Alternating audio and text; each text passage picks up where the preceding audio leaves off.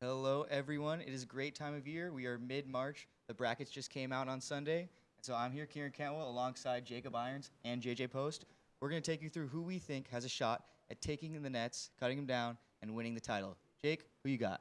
I got Arizona, Pac-12 champion. They beat a really strong UCLA team in the Pac-12 championship out in Vegas. Really strong team. I like them a lot.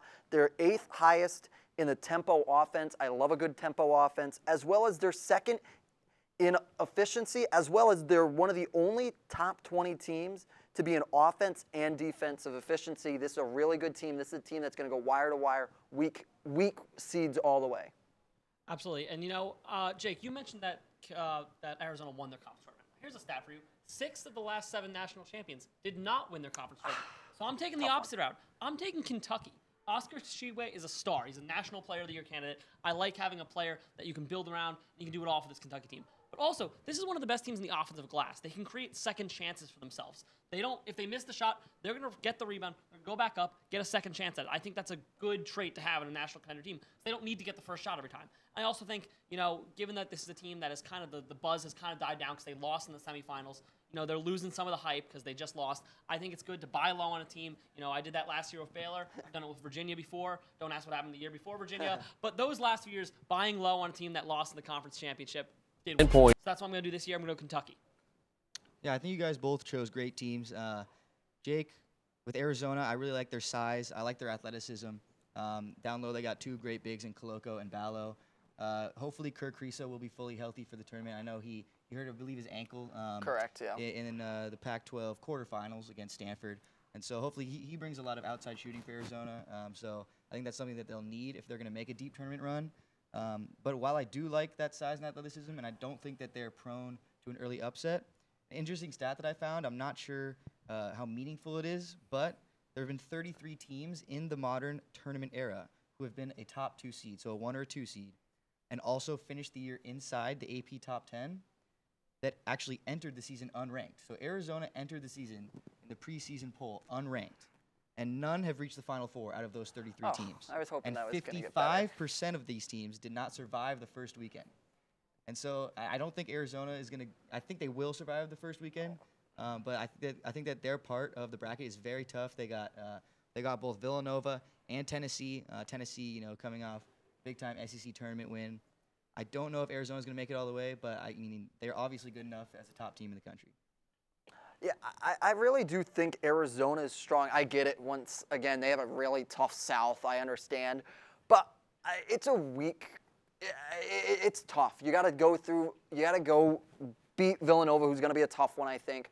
But I really do like Arizona because they are rallied back to beat UCLA, a UCLA team that we saw just last year, who was America's team in the Final Four. I think there's a really good UCLA team, and I think playing without their star point guard in the Pac-12 tournament and winning it and rallying, I think that shows me enough confidence. And as well, this is going to be a very bold take, I don't think a team that isn't a 1 seed is going to win the championship. It's going to be a 1 seed this year. I think I think it's going to take a little bit maturity and a little bit more edge from the media polls to go win.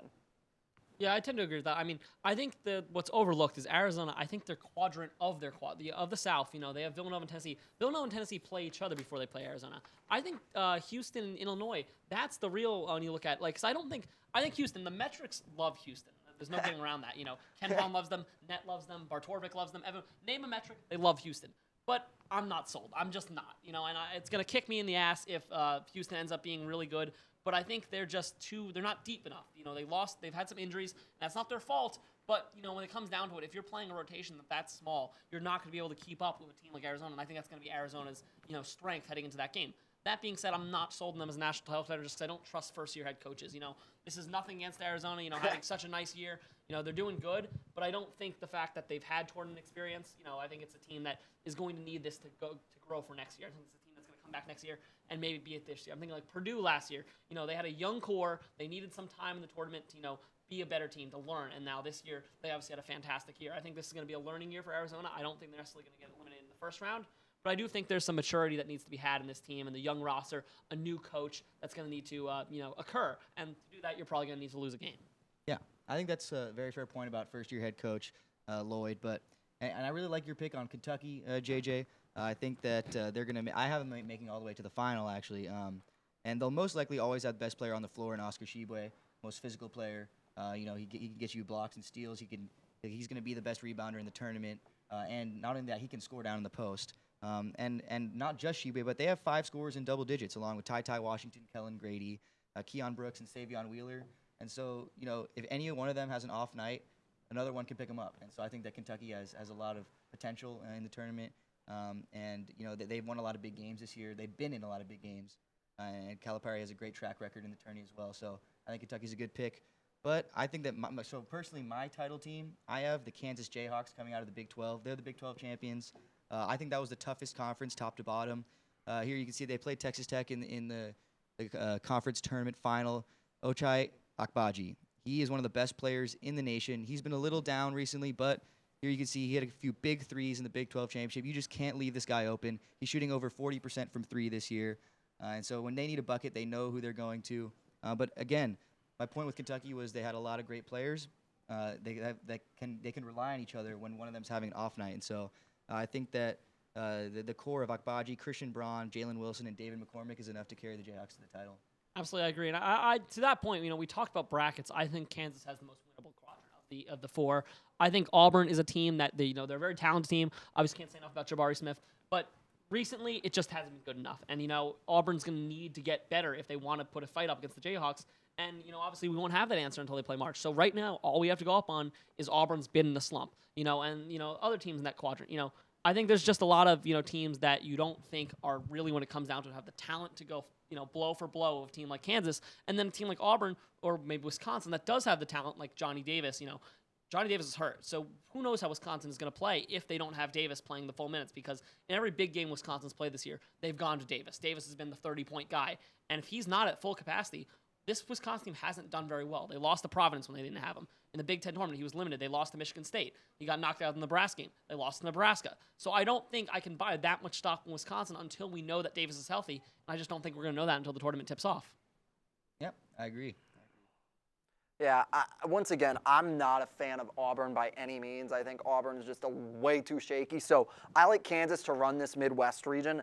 I really do. I think they're a really strong team. They're going to face a tough Iowa team out into the Sweet 16 potentially. I think that will be a good, interesting game to watch, but I think Kansas takes it all the way as well, and I think they should be considered a Final Four team.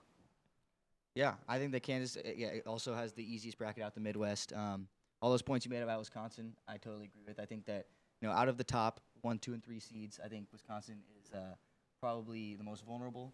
And so, if Kansas can get out of their portion with Iowa's pretty hot, but if Kansas can get out of that, I like them running the table. But you heard it here first. We got 3 potential title teams: Kansas, Arizona, and Kentucky. Make your pick. Hopefully, all 3 will make it far. But thank you for tuning in, and we'll see you on the other side.